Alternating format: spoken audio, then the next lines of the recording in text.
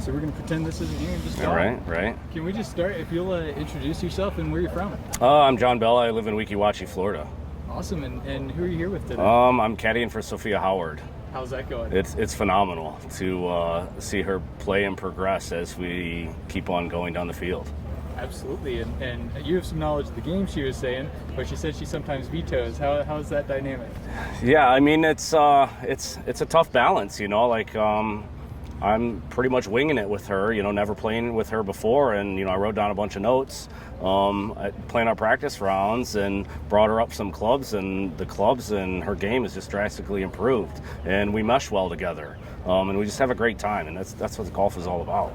Absolutely. I mean, I was following you guys for a little bit today. The banter's hilarious in the car. Yeah. I was wondering what kind of conversation was going to enter in on the highlight reel, on the silly conversations they were having about legs and stuff. Absolutely. That's what we're trying to get. It's just the raw kind of what's going on with the day-to-day. Yeah. So did you have a highlight of the day today?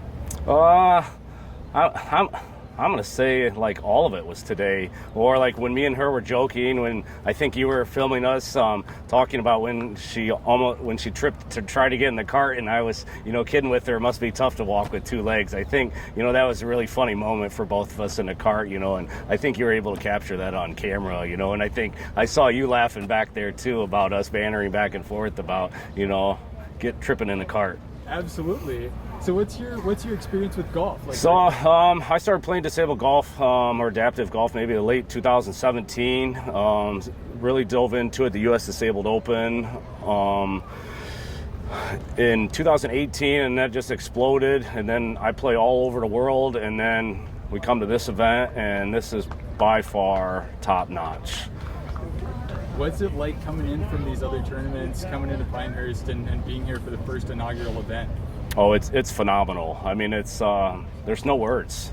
It's you can't describe it. I mean, I just came back from a Ryder Cup style event in London back in May, Team USA against Europe, and I ended up sinking the winning putt for our team. So that was a pretty big deal for me. It was on YouTube and broadcasted. But you come to this event, it's a bigger family, as opposed to say 32 of us in London. This is 100 and let's say 20 of us, as a family, and there's new and old friends is what's here.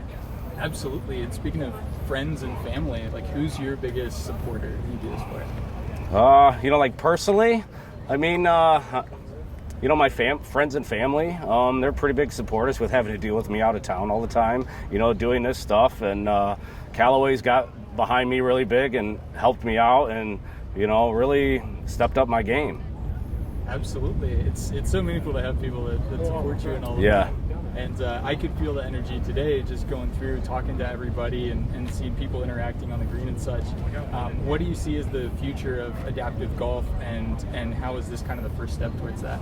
I think it's only going to get bigger. And with this more, I should say, bigger reach, with social media and the resources that the USGA has, I think more people are going to get off the couch. Like, we've already been doing this for years, but it's been on a smaller scale. We don't have the reach that the USGA has, where it's on social media or the Golf Channel and stuff, to where I've been getting more messages from new people since this has been going on, or registration's been out. How can I become an adaptive golfer? Like, I was at a concert last weekend, and a guy came up to me and asked me if I was a golfer, and I was not wearing golf clothes, and he knew me from Instagram because of my golf stuff. So people have attention with it. How does it feel to be a celebrity? I don't want to say a celebrity, but it's pretty cool to make a difference in somebody's life. Absolutely. And what advice do you give to someone like that when they're looking to get into adaptive golf? I'm going to say just once, maybe Google it, and reach out to any statewide organization and ask the people that are here, hey, how can I get into it? The people that you see on TV, reach out to them on social media. Hey, how can I get into adaptive golf? There's clinics all over the country, if not the world. Absolutely. What do you feel like is special too about golf in particular in terms of adaptive sports? I think golf for me, it gives me exercise and mobility to where, like, I can golf, a couple holes here or there, depends on how your body's feeling, but walking around on the course, especially this course being, undulated up and down, builds up my core strength. and all the muscles I need for walking correctly, as opposed to, you know, getting off your couch and making toast or making coffee. Like, this is great exercise. Now, granted, it's pretty warm out today, but it's still pretty good exercise. Absolutely. Did you feel like the heat and humidity were a factor today for the play? I know it is for the players. Like, I live in Florida, and this is normal for me, so this is no big deal. You've seen I have that great big fan with me. I'm pretty bougie, but a lot of people don't take that in effect, that it's so hot out, and, you know, the cooling towel situation, or drinking sips of water every couple times you get in the cart. You know, even Sophia, you know, I was pointing at the water. She said, I just drank it. I said, just take 2 sips and let's keep going. Or eat half a granola bar, you know, and then she ate that granola bar and then had that really great flop shot, and, you know, she got close and did that tap in. You know, it's little things like that that you need. You know, it's fuel for your body. You know, it keeps you going. It's really tough out here, especially with us, you know, disabled people.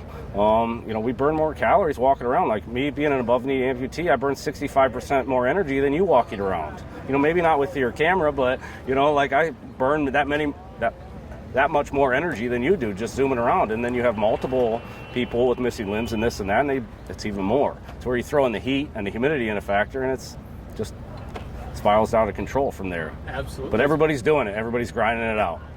When you got the age range of 15 to 80. Right.